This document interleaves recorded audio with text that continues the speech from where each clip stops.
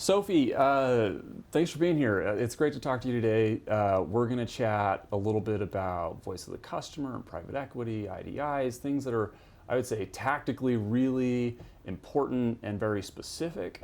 And I'm really excited to talk about that. But first, let's just, if you'll introduce yourself and your background and who you are, what you do here at Cicero.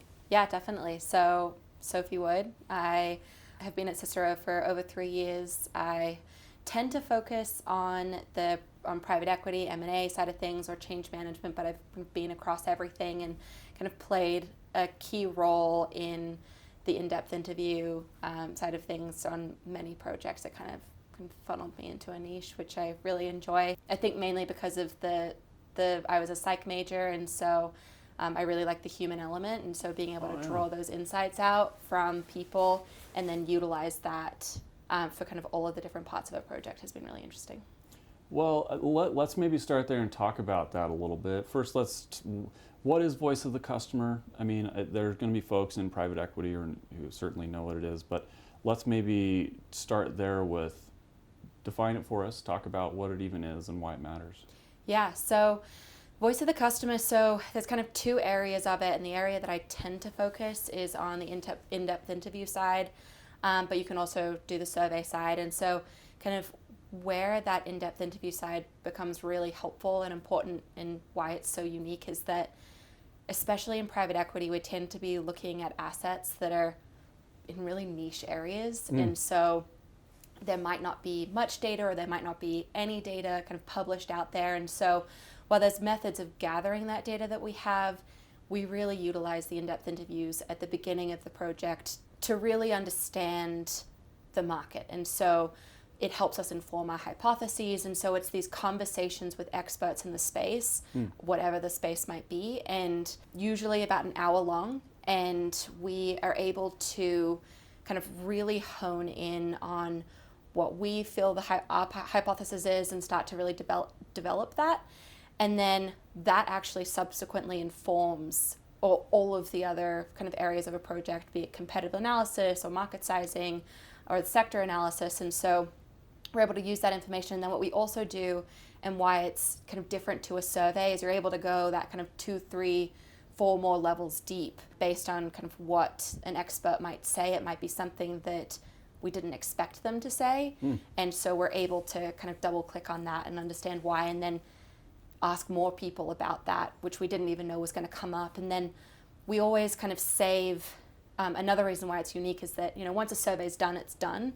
And you have the set questions, whereas, throughout the project, we'll tend to leave a couple of interviews for the end of an engagement so that once we have a more baked market sizing or competitive, or once we have some of the results from a survey, we can actually make sure that those insights that we gained at the beginning or the insights that we're gathering there are still correct. And so continuing to validate that hypothesis throughout.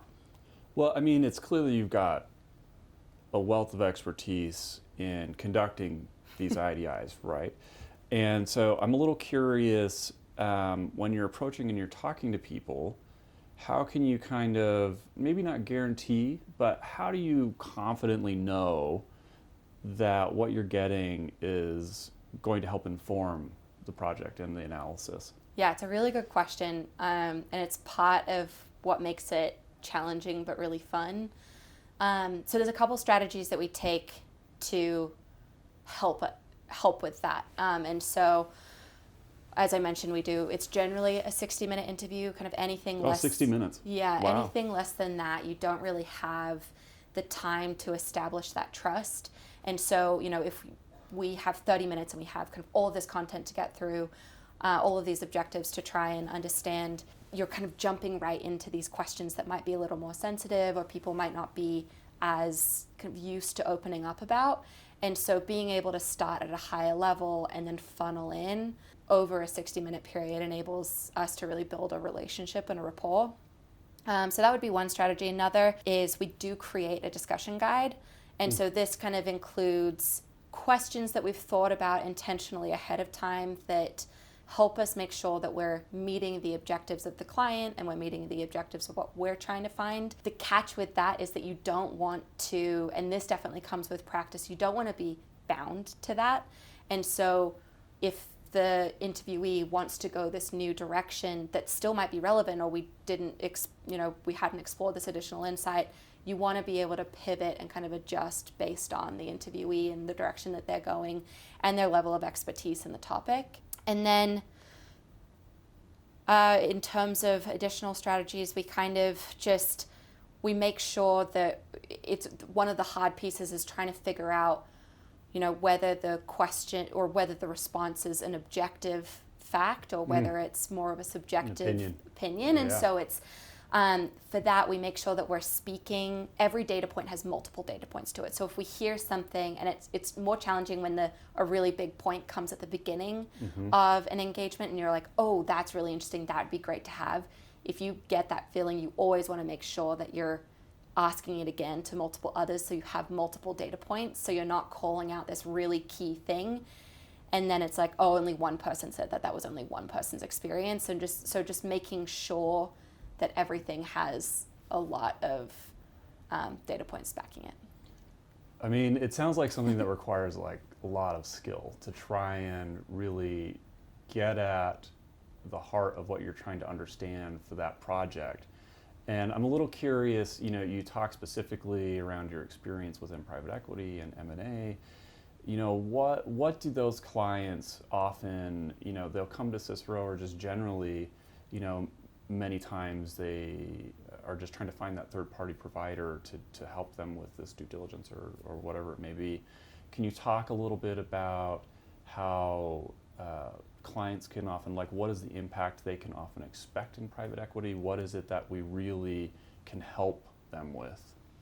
Yeah, specifically coming from the perspective of the IDIs, the value add there is that there's usually, it's validating or devalidating things that they had thought were to be true in a way that, and we often recommend not to have our client on the calls just to make sure that the interviewee can speak really comfortably. But it's gleaning new insights. It helps just hear from because the people that we're speaking with are, for example, if we're looking at an asset that's a fast food chain, we might be, we're really good about speaking with people throughout the entire life cycle. And so that might look at talking with an executive on the corporate side, or a franchise owner, or vendor, supplier, prospective or current customer, or even a lender. And so we make sure that we're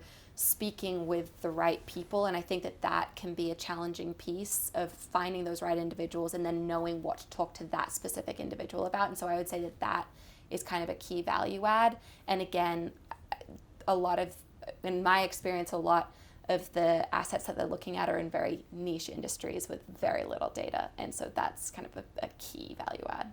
Well, so I mean, based on your experience and working within these niche spaces, how do you really go about informing who you should talk to? How do you decide? Who do you talk to? How do you go through that process of even deciding this is going to help really inform this project?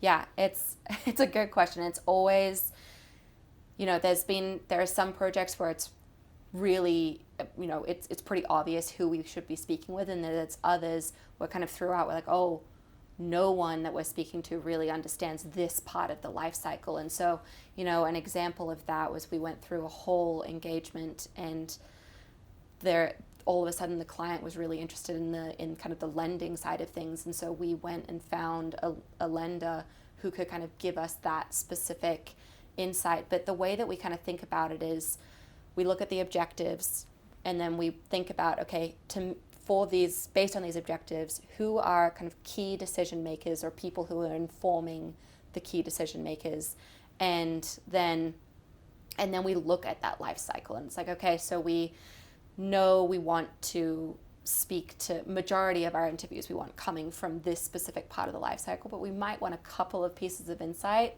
about these other areas, given the complexity. Constructions are really, there's a lot of players involved, and so making sure we really have that whole perspective is kind of how we think about finding the interviews. Well, so I think where it could be really complex trying to figure out, and then you identify and you're like, okay, this is how we're going to talk to these folks. I still think even in 60 minutes, you could encounter some really interesting challenges, right? So what would you say in talking to key stakeholders, what are some common challenges that you've run across?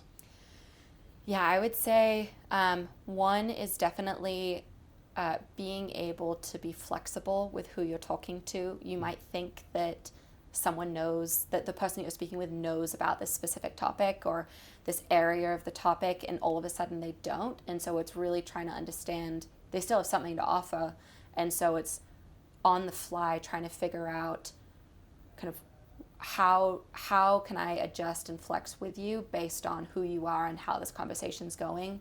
So I would say that that is one challenge. Another is making sure, I mean, we have really specific objectives to meet, right? And both for the client and for us internally. And so it's asking questions that are specific enough that we get the answers that we need, but not too specific where we're guiding them to the answer. Right.